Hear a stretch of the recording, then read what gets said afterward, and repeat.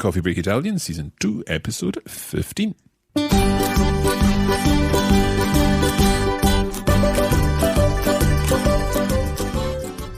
Buongiorno a tutti, benvenuti a Coffee Break Italian. Io sono Mark. Ciao a tutti, io sono Francesca. Io sono Isla. Siamo tornati con un altro episodio di Coffee Break Italian. We're back with another episode of Coffee Break Italian. However, if this happens to be the first episode you've ever listened to of our podcast, then you should be aware that you can go back to the very beginnings of Italian and head back to Season 1, Lesson 1 and start to learn with us.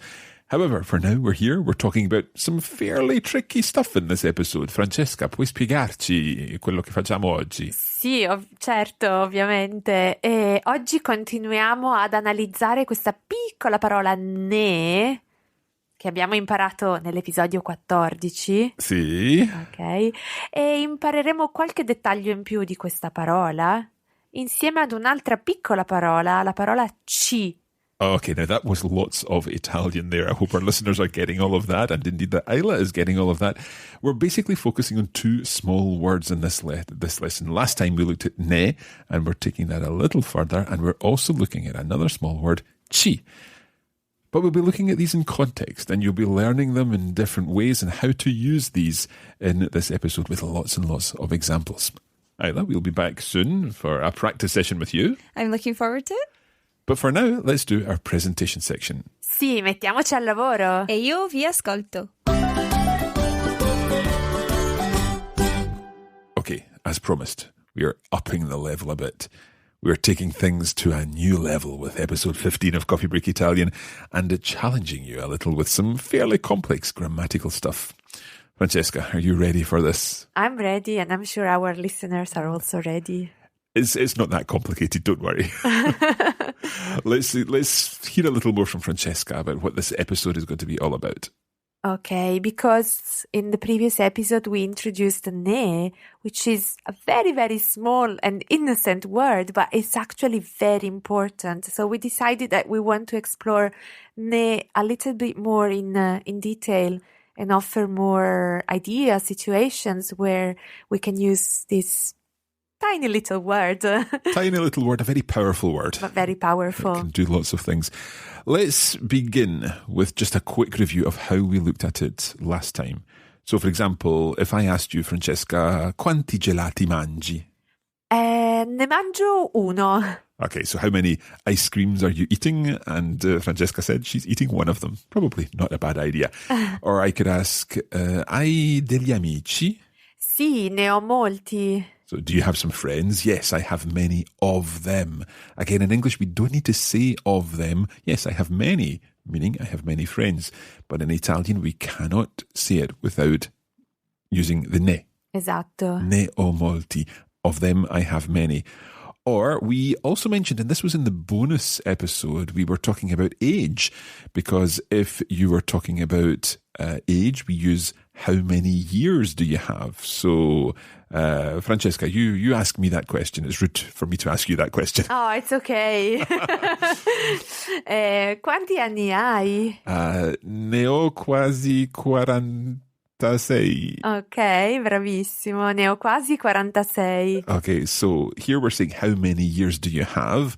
And then I'm saying of them I have almost 46. Perfetto. A little bit tricky when it comes to age. It is, because you cannot really compare it to English. It's when we have to use the italglese, we need to convert things in our mind. However, ne is also used in another situation, and we made a slight reference to this last time. Francesca, tell us more. Sì, we can also use ne to replace phrases introduced by preposition di, always or often with the idea of about something or of something, if we think of English. So can you give us some examples of this? Sì, ad esempio parlare di, to talk about something. Okay, so for example, if we were talking about football. Sì, ad esempio I could ask you, Mark, parli spesso di calcio? Sì, ne parlo spesso con mio fratello. Bravissimo. So listen to the question again. Parli spesso di calcio? Do you speak often of football or about football? And we know that Ne means of it or of them or about it or about them. So I could say, yes, of it, I speak often with my brother.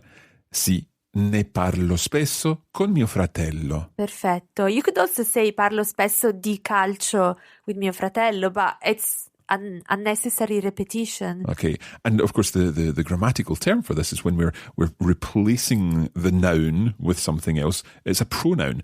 The ne is a pronoun. It's standing for the noun, in this case, il calcio, football. Okay, give us another example. L'insegnante capisce molto di matematica. So, does the teacher understand lots about mathematics? Sì. Sì, ne capisce moltissimo. Bravissimo. So, yes, he understands lots about it. Ne capisce moltissimo. Of it, he understands very much. Esatto. Ne capisce moltissimo. Okay, let's take a few more examples. Siete sicuri che domani è domenica? Certo, ne siamo sicuri. Ottimo. So, are you sure, and it's the plural form there, are you sure that tomorrow is Sunday? That's a question I often ask on a Saturday. Certo, ne siamo sicuri. Yes, of course, we are absolutely certain. Ne siamo sicuri. Listen to how I translated that there. We are certain. We don't need to say of it. But in Italian, we couldn't say siamo sicuri. It would sound as if something is missing, probably. Better than to say ne siamo sicuri. Sì. Okay. Or another example, if you are in a shop, remember we were in a shop in a few episodes ago. Yeah, I was buying my clothes, wasn't I? I could say, for example, questa gonna è molto carina. Cosa ne pensi? Okay, so you're showing me a skirt and saying it's very, very nice, very pretty, carina. Or cute, I suppose. Sì, also for a person, skirt. you can use it. Yeah. And you've asked, cosa ne pensi? What do you think of it? Sì. So it's pensare di qualcosa. What do you think of it? Cosa ne pensi? Bravissimo. You could also say che ne pensi o che cosa ne pensi, as we mentioned in the past. Okay. O domani andiamo al mare, che ne dici? Something that we've heard before. We mentioned this last time. Tomorrow we are off to the seaside. What do you think about it? What are you saying to that? You know, what do you think? Cosa ne dici or che ne dici, Sì. as you said. Okay. Or the last one, and then I think it's clear. Yeah. Okay, I'll ask you a question. Hai bisogno di soldi, Mark? Ah, very good example here. I see where you're going. Avere bisogno di qualcosa means to have need of something. Avere bisogno di qualcosa. So you asked me, hai bisogno di soldi? Do you need some money? Sì. And if I want to say, yes, I need lots of it, then I would need to say, sì, ne ho molto bisogno. Perfetto. Or if I didn't need something, non ne ho bisogno. Esatto. I don't need it, but remember, it's of it. I have no need. Sì. Ne ho bisogno, non ne ho bisogno. Perfetto. Okay, so far so good for ne. Sì. I think our listeners will be understanding this with these examples. But there is another pronoun that we've promised that we would mention in this episode. See, there is another tiny innocent word, but very powerful, like ne, which is a chi. Chi. Okay, so chi and ne go together in grammar books when you're looking at them. Sí. It's another pronoun. It's another word that stands for something. And this time it's not standing for of it or of them. It's standing for... Normally for there. There. Okay. Now we've come across chi in its sort of shortened form when we talk about c'è or ci sono. It means there is or there are. Ad esempio, in Italia ci sono molti bei musei. Okay, we know what this means. In Italy, there are many beautiful museums. O c'è una pizzeria qui vicino? Is there a pizzeria in the vicinity nearby? Sì. O in questa città non ci sono biciclette. In this town, there aren't any bicycles. Sì. Okay. So this chi is something we've come across before. But let's talk a little about the way in which chi can be used to replace a place. Sì. It's a very useful function, especially when we don't want to repeat as you said, a place, often introduced by prepositions like a, in, or da. I'll give you some examples. I think it's easier. Perfetto. For example, if I were to ask you, Mark, Mark, vai spesso a Roma? I could say in response, sì, ci vado ogni estate. Bravissimo. So instead of saying vado a Roma ogni estate, you can avoid the repetition of a Roma and replace it with a ci, meaning there. Exactly. And this is, again, another example of a way in which you can demonstrate a higher confidence with your Italian when you're not repeating something. Sì, vado a Roma ogni estate. But if you replace a Roma with ci, it shows that you've reached a certain level. Yeah, and I think this is easier because you can compare it with English and you can do more or less the same thing. Remember, ci as ne, it's always in front of the verb. Exactly, yeah. So you can say vado ci, but it has to be ci vado. Very important. Okay, let's have another example. Ok, ragazzi, quando andate dalla nonna? Okay, we're talking about a place here. In this case, dalla nonna. Da can be used when it's referring to at the house of someone. Sì, bravissimo. Okay, it's kind of like the French chez. Okay, so dalla nonna at Granny's house, or da Mark at Mark's house, da Francesca at Francesca's house. And it's also used in restaurant names, for example. Da Mario. Da Mario, da Piero. And so on. So the question is here. Ragazzi, quando andate dalla nonna? So kids or guys or something like that, when are you going to Gran's house? And if we want to say we are going there tomorrow, we'll say there we are going tomorrow. And there we're going to use ci. Ci andiamo domani. Perfetto, ci andiamo domani, sì. Okay. And one more example. One more, sì. Vuoi venire con me al cinema? Oh, a nice invitation here. Vuoi venire con me al cinema? Do you want to come with me to the cinema? And I could say, certo, vengo con te al cinema volentieri. I come to the cinema with you happily. But I could reduce all of that to just ci. Certo, ci vengo volentieri. Okay, Francesca, are there any other uses of ci that we need to think about? Sì, one more. Okay, dai. Okay, but this is very similar to ne. Before we said that we can replace some verbs followed by preposition di with ne, and the same thing happens with certain verbs followed by preposition a. Okay, so give us an example of a verb which needs the preposition a. Ad esempio, credere a. To believe in. Sì. Okay, so credere a qualcosa. Sì. What kind of thing might you believe in? Ad esempio, credi a Babbo Natale? Molto importante. Credi a Babbo Natale. Do you believe in Father Christmas? Sì. Okay, so if I want to say I believe in Father Christmas, I could say certo, credo ancora a Babbo Natale. I still believe in Father Christmas. However, if I wanted to replace the a Babbo Natale with one word, then I can use ci. So I could say certo, ci credo ancora. Bravissimo. So, of course, ci, to it, of it, or there, I still believe. Certo, ci credo ancora. And the reason it's ci is because the credere is dependent on the preposition a. Credere a Babbo Natale, to believe in Father Christmas. Another useful verb is riuscire. We covered that in our bonus episode a few lessons ago. So riuscire is to succeed in doing something. Sì, riuscire a fare qualcosa. Ad esempio, imagine I can ask you, Mark, riesci a vedere bene? So you're asking me there, literally, are you succeeding in seeing well? Can you see okay? Sì. I could say, sì, ci riesco. Bravissimo. So the ci is referring to the whole thing of a vedere bene. Esatto, it replaces the whole sentence, the whole phrase. And it's only using ci because of the a. Riuscire a fare qualcosa. Sì.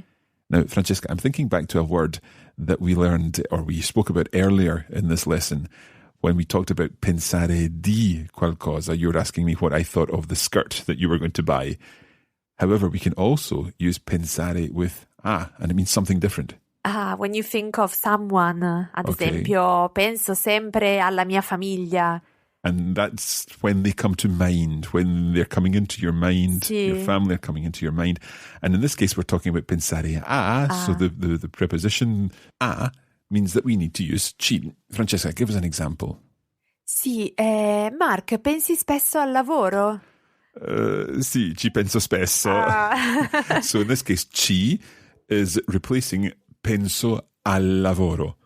Penso spesso al lavoro. Sì. I often think of work, but here, ci penso spesso, to it, I think often. Sì.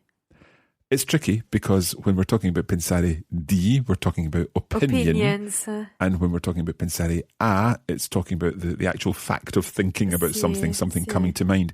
And in that case, it's maybe worth talking about the fact that we can actually talk about a person using both a or di. Francesca, can you give us an example of this? Sì, for example, I could say, conosci Tommaso? So, do you know Tommaso? And then I could say, ci pensi spesso, if I want to be a bit nosy. Do you often think of him? Or if I want to know your opinion, I could say, cosa ne pensi? So, what do you think of him? Sì. So, let's just take the ci and the ne out there, and you're actually asking the question, pensi spesso a Tommaso? Sì. Do you often think of Tommaso? Sì. And then you're also asking, cosa pensi di Tommaso? Esatto. So we've got the examples there, both of pensare di and pensare a. Perfetto. Now, this is pretty tricky stuff, but we know that you're at a level where you can cope with this kind of language, these kind of intricacies of the Italian language now. Sì, direi che per adesso ne abbiamo parlato abbastanza. Ne abbiamo parlato abbastanza. Now, this is fantastic because it's using ne, of it. Abbiamo parlato, we have spoken, and that's coming up next time. Sì. Abbastanza, enough. We've spoken enough about it for now. We will see more examples in our practice session with Isla coming up just after our break.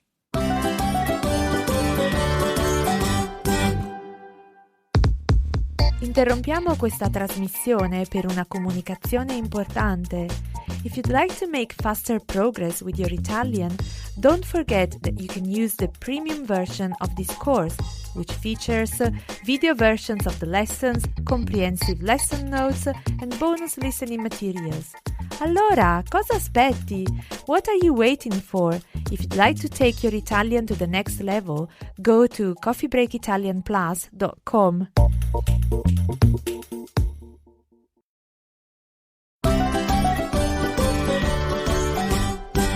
Bentornati. Welcome back. Isla, how did you find this rather grammatical explanation of all things ci and ne? I understand that they're both very important words, and from my French, they remind me of some words that I've already learnt. However, I'm a little scared to apply what I know in French to Italian in case it's not exactly the same. You're absolutely right, because while there are very many similarities, sometimes they're not exactly right. For any French learners, we don't want to get bogged down with French because this is Coffee Break Italian, but ne is similar to en in French, and ci is, of course, similar to the letter, or the pronoun I in French. But we'll leave it at that. That should help you make links, but if you've not done any French, obviously, just ignore what we've just said. Francesca, what are we going to do in this practice session? Okay, we're going to put into practice what we explained before, and I thought we will do some translation together with Isla. Ok, va bene. Allora, come cominciamo? Iniziamo con ne. Ok. Okay, because I think we feel more confident with ne because we did it in the previous episode. Okay, so I've prepared some sentences for Isla in English, and I would like Isla, maybe with your help, to translate them. Okay, va bene, Isla? Va bene. Yeah. And of course, we'll leave some space for our listeners to repeat or to work out the answers before we get there. Okay? Of course. Ok, allora, la prima frase, how many books do you have? I have 3. So we have a question and answer here. How many books do you have? We need to think, first of all, about the word for how many, because that has to be plural Sì. and masculine, because we're talking about books. How many books do you have? I have 3, in brackets, of them. Shh.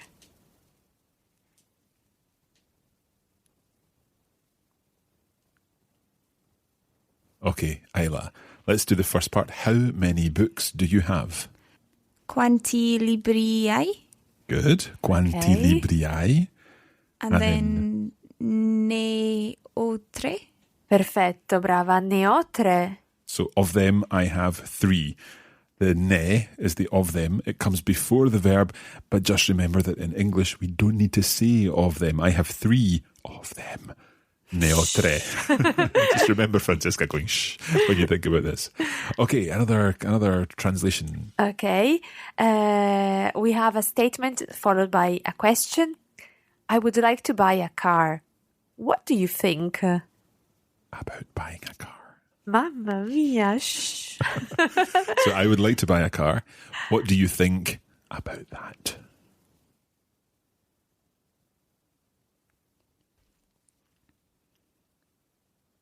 Vorrei comprare una macchina. Cosa ne pensi? Brava. Sì, wow, Okay. questa era difficile. Vorrei comprare una macchina. Cosa ne pensi? So literally, what of that do you think? What do you think about buying the car? So we're using pensare for opinions here. Absolutely. Cosa ne pensi? Okay. Ok, let's move to C. Sei pronta, Isla? Sì. Ok, va bene. Allora, in Florence, there are a lot of ice cream parlors. So here we're just saying that there are. We're using chi, but in that phrase that we're used to, there are lots of ice cream parlors.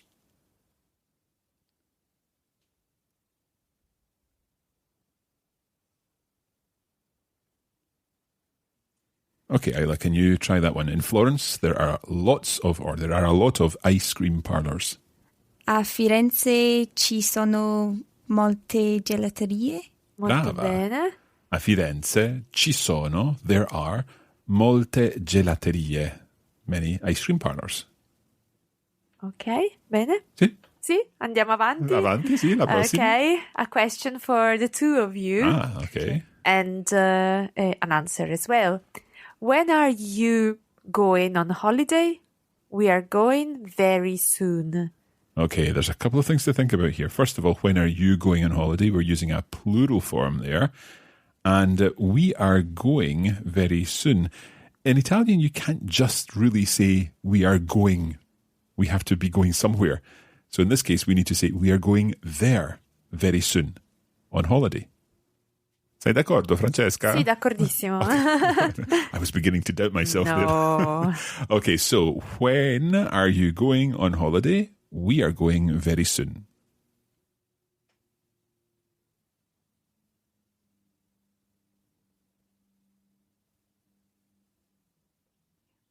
Okay, I'll give that one a go. Quando andate in vacanza? Ci andiamo presto. Okay, quando andate in vacanza? Vacanza. Okay, quando andate in vacanza, we are going there very soon. Ci andiamo presto. Brava. Sì, molto presto. Molto presto. Sì. Sì. Okay, any more? Sì, one more. Does she manage to sleep when it's hot? And the answer, yes, she does. Now, this is very tricky. Sono un po' cattiva. Sì, sei cattiva. Okay, so let's think about this. The verb to manage is the same as the verb to succeed in doing something. And when you succeed in doing something, it's the verb a plus an infinitive. So, Isla, can you remember the verb itself? Is it riuscire? Almost. Sì. Riuscire. Riuscire. Riuscire. It's almost like going out again. Uscire and then sì. going out again. Riuscire. And it's riuscire a fare qualcosa. So, does she manage to sleep when it's hot? Is she successful in to sleep or at to sleep when it makes heat? Oh, Okay. mamma mia. So let's just take that first part. So, does she manage to sleep when it's hot?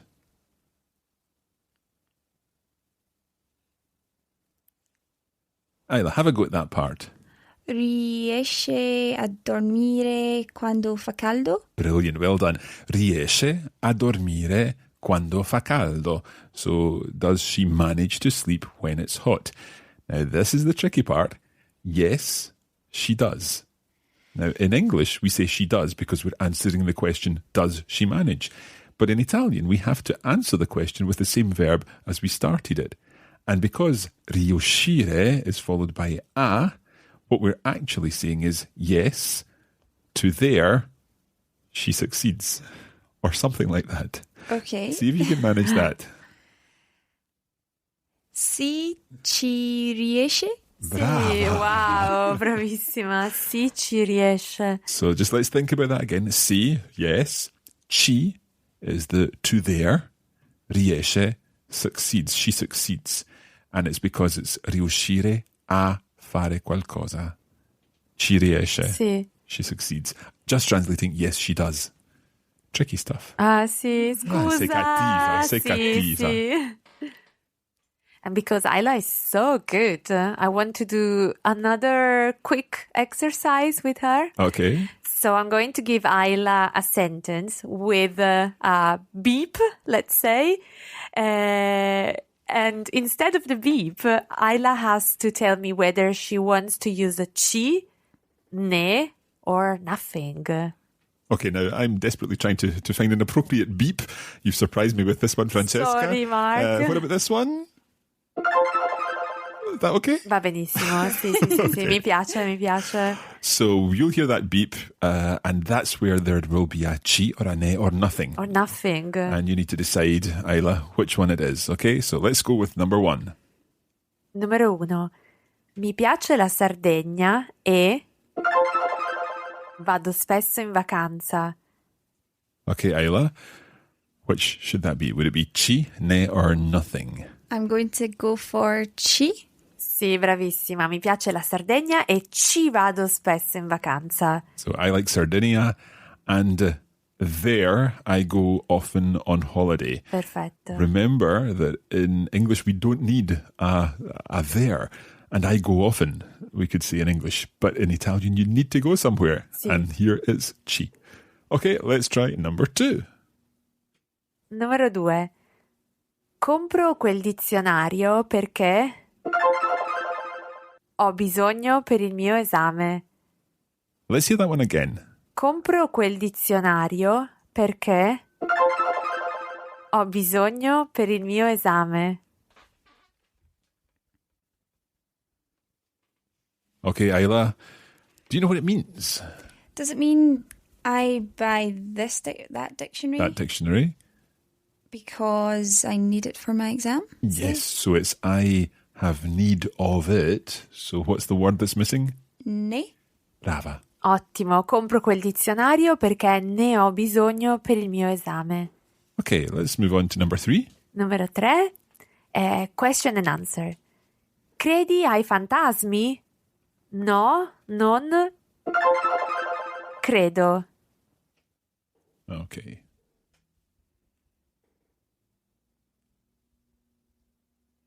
So here we're talking about I fantasmi, ghosts. And the question is, credi ai fantasmi? Do you remember what credere a qualcosa means? Do you believe in ghosts? Yeah. So, what would the answer be? No, non Ci? Sì, perfetto. Non ci credo. Non ci credo. I don't believe in them or to it or however we want to answer that. Let's move on to number 4. Numero 4. È un bell'uomo. È vero. Okay, so what word is missing there? È un bell'uomo. È vero.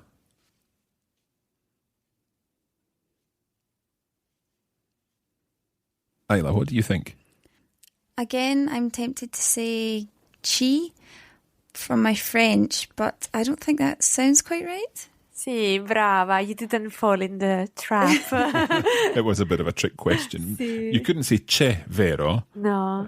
It just doesn't make sense. So No. è vero. È vero, it's true. enough. È is enough. But Sì. you're quite right, because you might be thinking of c'est vrai in French, which, again, we don't want to go into. But No. Brava, Ayla, bravissima. Numero 5. Gianni adora il calcio. Pensa giorno e notte. let's listen to that one again, because it's quite tricky. Gianni adora il calcio. Pensa giorno e notte. Okay, Isla. Gianni adora il calcio. So Gianni loves what sport? Football? Yep. And then something, pensa giorno e notte. What do you think that means? He thinks about it day and night. Okay, so what would you say for this? This one I found slightly trickier. I'm tempted to say nay. Okay, I think what you're thinking here is you're translating of it. He thinks about it day and night. And that would be perfectly natural to translate of it or about it with ne. However, you'll remember that when we talked about pensare, pensare can be followed either by a or di in different situations. So when you say pensare di qualcosa, Francesca, cosa vuol dire? It's to have an opinion. Ok, ad esempio, Francesca, cosa pensi di Isla? Oh, Isla è una ragazza fantastica. Okay, so we're giving an opinion about something. If I were to say to you, io adoro il calcio, cosa ne pensi? Il calcio è uno sport interessante. Okay, so I'm asking for your opinion about sport, but we're talking about something different when it comes to Gianni. Gianni adora il calcio. Something pensa giorno e notte. He thinks about it day and night. And this is pensare a. Sì. So Gianni pensa al calcio giorno e notte. So now, Isla, if you're replacing Gianni pensa al calcio giorno e notte, what word would you replace al calcio with? Ci. Ci. Brava. Ci pensa giorno e notte. Wow. È stata una lezione un po' difficile. Sì, una faticaccia. Faticaccia. A good word. Can you explain that one? It's like something really demanding and tiring and a lot of work. Yeah, sounds like it explains this lesson very well. Cosa ne dici, Isla? Sì, sono d'accordo, Mark. Now, if you need a little more help with chi and ne, then everything is explained in detail in our lesson notes, and there are tables in there that will explain exactly when you use chi and when you use ne. Also, you can use our video versions, which give you access to all of the words and phrases that we've talked about in this program on the screen of your device, your computer, whatever you're using to view or listen to Coffee Break Italian on. And of course, there's also the bonus episode in which you can try your hand at some translations using chi and ne and indeed other things. And all of that can be found at coffeebreakitalianplus.com. And don't forget, you can follow us on Facebook. That's at facebook.com/coffeebreakitalian. And we're also on Twitter at Learn Italian. That is it for this episode of Coffee Break Italian. Until the next time, alla prossima! A presto, ciao! Ciao, ciao!